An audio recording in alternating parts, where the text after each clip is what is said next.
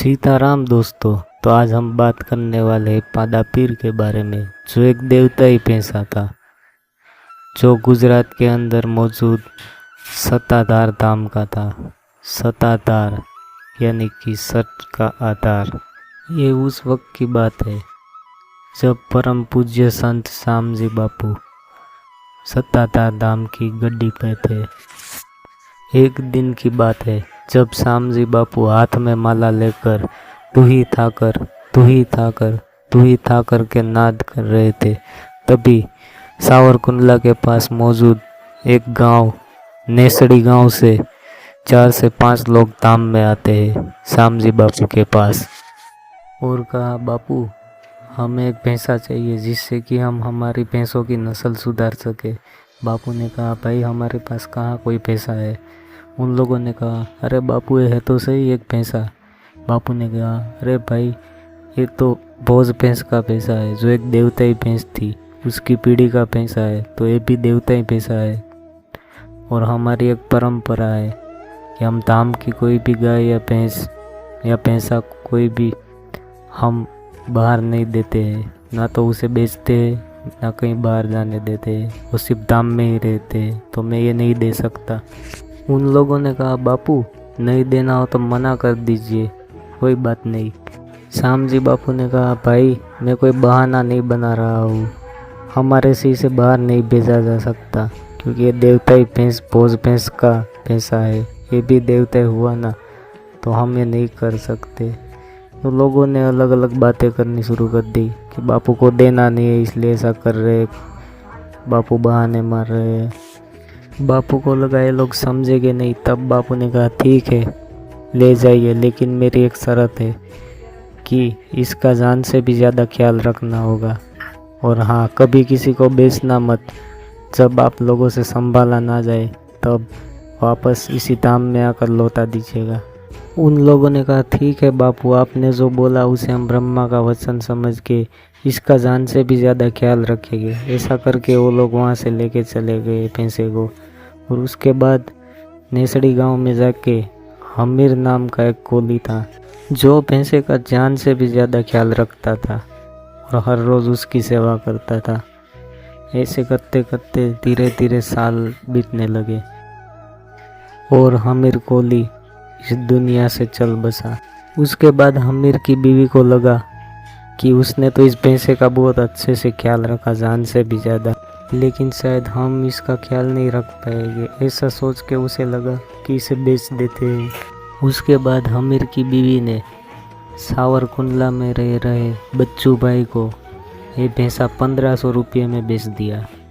और तब बच्चू भाई को लगा 1500 रुपये तो इसके लिए कुछ नहीं है, इसका सही दाम तो मुंबई में आएगा, वहाँ इसके 5000 तो आराम से मिल जाएंगे, क्योंकि भैंसा इतना विशाल और कदकाठी में इतना बड़ा और इतना ज़बरदस्त था।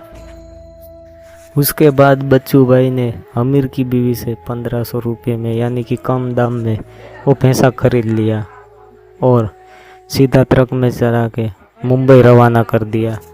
अब वो भैंसा कत्ल खाने पहुंच गया था मुंबई के, जहाँ पर और भी बहुत सारी भैंस और भैंसे थे।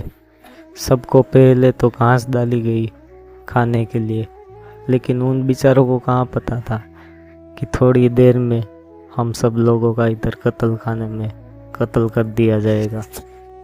कत्ल खाने में बस सिर्फ एक स्विच दबाने की देरी थी और तभी कत्ल खाने का मालिक आता है और अपने नौकर को इशारा करता है, कारीगर को कहता है कि स्विच ऑन कर दो।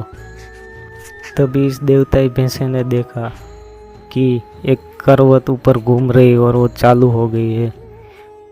समझ गया था कि इससे सब कटने वाले हैं, लेकिन ये कोई साधारण भैंसा नहीं था। भोज भैंस जो एक देवताई भैंस थी उसकी पीढ़ी का एक भैंसा था। भोज भैंस का भी एक अलग से इतिहास है, लेकिन वो मैं आप सब लोगों को कभी बाद में सुनाऊंगा। तो फिर से लौटते कहानी पर। तो अब भैंसा देख रहा था कि करवट चालू हो गई है और मालिक ने इशारा कर दिया कि काट दो। तभी जब करवट नीचे आई और अभी भैंसे के गले से टच भी नहीं की थी, लेकिन तभी ऐसा ज़ोरदार कड़ाका हुआ जिसकी वजह से करवत के 4 टुकड़े हो गए और करवत वहीं पे टूट गई। कत्ल खाने का मालिक भी चौंक गया कि ये कैसे हो सकता है। फिर उन लोगों ने सोचा कि शायद करवत पुरानी हो गई है, इसी वजह से ऐसा हुआ। तो उन लोगों ने करवत बदल दी और दूसरी करवत लगा दी और फिर से स्विच चालू किया तो एकदम बढ़िया से काम कर रही थी, घूम रही थी।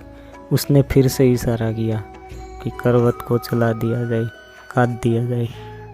लेकिन तभी फिर से उस दूसरी करवत के भी टुकड़े हो गए और वो भी टूट गई। ये देख के मालिक को ऐसा लगा कि यार ऐसा तो आज से पहले कभी नहीं हुआ। एक तो टूट गई, उसके बाद दूसरी। उसे लगा शायद कोई खराबी आ गई है, तो उसने सब कुछ फिर से चेक किया अपने लोगों को लगवा के और देखा कि सब तो बढ़िया परफेक्ट था। तो उसने फिर से हुक्म किया कि इस बार तीसरी प्लेट यानी कि तीसरी करवत लगाई जाए। फिर से तीसरी करवत लगा दी गई। उसके बाद उसको भी चेक किया गया, टेस्ट किया गया, वो भी ठीक से काम कर रही थी। फिर से तीसरी बार अब भैंसे को काटने की तैयारी शुरू हो गई और तीसरी करवत भी भैंस की तरफ जाने का हुक्म दे दिया कि इसे काट दो। और जैसे ही तीसरी करवत भैंसे के पास पहुंची तभी उसके भी टुकड़े हो गए, तीसरी करवत भी टूट गई और इस बार तो उसके टुकड़े जाकर मालिक के पैर में लगे और मालिक के दोनों पैर कट गए और कत्ल खाने के मालिक को तुरंत अस्पताल रवाना कर दिया गया। उस टाइम पर यह खबर काफ़ी सुर्खियों में थी, हर तरफ न्यूज़ में भी चल रही थी, हर तरफ लोग इसी की बात कर रहे थे। अब कत्ल खाने के मालिक को रात को सपने में श्याम जी बाबू गए और उन्होंने कहा कि यह हमारा पैसा है, चाहे कितनी भी कोशिश कर लो नहीं काट पाओगे, तो तुम अभी से सही सलामत हमारे यहाँ हमारे धाम में आके छोड़ जाओ। सुबह उस मालिक ने अपने सारे लोगों से कहा कि ये पैसा कहाँ से लिया था, किसके पास से खरीदा था, जल्दी से पता लगाओ। तब उन लोगों ने कहा कि ये तो हमने बच्चू भाई से खरीदा था। तो बच्चू भाई को बुलाया गया और उससे पूछा गया आपने किससे लिया था। उन्होंने कहा मैंने हमीर की बीवी से लिया था। और ऐसे करते करते लोग सत्ताधार तक पहुंच गए और ये खबर इतनी फैली कि श्याम जी बापू तक भी पहुंच गई थी। तब श्याम जी बापू ने एक कड़क निर्णय लिया और कहा कि जब तक मेरा पैसा इधर धाम में नहीं आ जाता तब तक मैं अन्न जल का त्याग करता हूँ। और उस पैसे को मान सहित सत्ताधार धाम में लाया जा रहा था। नाचते गाते कूदते सब लोग इतने खुश थे, फूलों की बरसात किए जा रहे थे और इस तरह से उस पैसे को सत्ताधार धाम में लाया गया। और तब सत्ताधार धाम में पैर पड़ते ही श्याम जी बापू को पता चल गया था कि पैसा आ गया है। तभी धाम में पहुंचते ही पैसे ने तेजी से दौड़ना शुरू कर दिया और सीधा दौड़ते हुए श्याम जी बापू के पास जहाँ पहुंचा और तब श्याम जी बापू की आंखों में आंसू थे और सामने पैसा था, उसकी भी आंखों से आंसू बह रहे थे। दोनों ने एक दूसरे की तरफ देखा और पैसा श्याम जी बापू के पास जाकर उसके सामने जाकर बैठ गया, अपना सर नीचे करके रोए जा रहा था। तभी श्याम जी बापू भी रोते हुए उसके पास गए और उसके सर पर हाथ रख के बोला, बाप घबराने की कोई ज़रूरत नहीं है, तुम्हारा कोई बाल भी बाका नहीं कर सकता। तुम तो धाम के पैसे हो, चाहे दुनिया के किसी भी कोने में किसी भी देश में ले जाए, कोई तुम्हारा कुछ नहीं बिगाड़ सकता, कोई काट ही नहीं सकता तुम्हें, तो घबराने की कोई ज़रूरत नहीं है। हमारा सत्ताधार का पीर तुम्हें कुछ नहीं होने देगा कभी भी। और तभी से ये पैसा पादा पीर के नाम से प्रसिद्ध हो गया और सब लोग इसे पूजने लगे। उसके बाद तारीख 21 7वां महीना 1993 के दिन सुबह 6:30 बजे बुधवार के दिन पादा पीर देवांगत हो गए। आज भी उनकी समाधि है सत्ताधार धाम के अंदर। तभी से लोग उसे पशुपति नाथ के नाम से भी पूजते हैं आज भी सत्ताधार धाम के अंदर।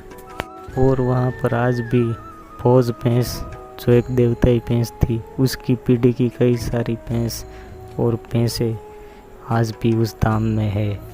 और आसपास में बहुत सारे जंगली जानवर भी होते हैं, शेर, तेंदुए। लेकिन आज तक कभी ऐसा नहीं हुआ कि किसी भी जंगली जानवर ने किसी भी गाय और भैंस को इस धाम के अंदर क्षति पहुंचाई हो। और हाँ, किसी को भी इस बात पर विश्वास ना हो तो एक बार गुजरात के अंदर मौजूद विसावदर के बगल में जहाँ पर सत्ताधार धाम मौजूद है, वहाँ पर जाकर अपनी नज़र से ज़रूर दर्शन करें। वहाँ का बच्चा बच्चा आपको एक कहानी बता देगा कि पादा पीर कौन थे और श्याम जी बापू कौन थे और आपा गीगा कौन थे। जैसे इत्र की दुकान में काम करने वाले को कभी इत्र लगाने की ज़रूरत नहीं होती, उसमें से वैसे ही इत्र की खुशबू आने लगती है। उसी तरह से संत के सामर्थ्य में रहने से हमारे जीवन से भी भक्ति की सुगंध आने लगती है। एक बार की बात है जब इंडिया की प्राइम मिनिस्टर इंदिरा गांधी महाकुंभ के मेले में श्याम जी बाबू को ढूंढते हुए आई थी और अपना पल्लू बिछाकर उसका आशीर्वाद लिया था। और तब श्याम जी बापू ने एक बहुत बड़ा चमत्कार किया था महाकुंभ के अंदर, जिसे देखकर दुनिया की आंखें फटी की फटी रह गई थी। तो क्या था वो चमत्कार, वो जानेंगे हम हमारे अगले वीडियो में। तो जानने के लिए हमारे चैनल से जुड़े रहे और सब्सक्राइब करें। अगली वीडियो श्याम जी बापू के इतिहास पर है, जो बिल्कुल मिस मत कीजिएगा। जय हो आपा गीगा, जय श्याम जी बापू, जय हो पशुपति नाथ की।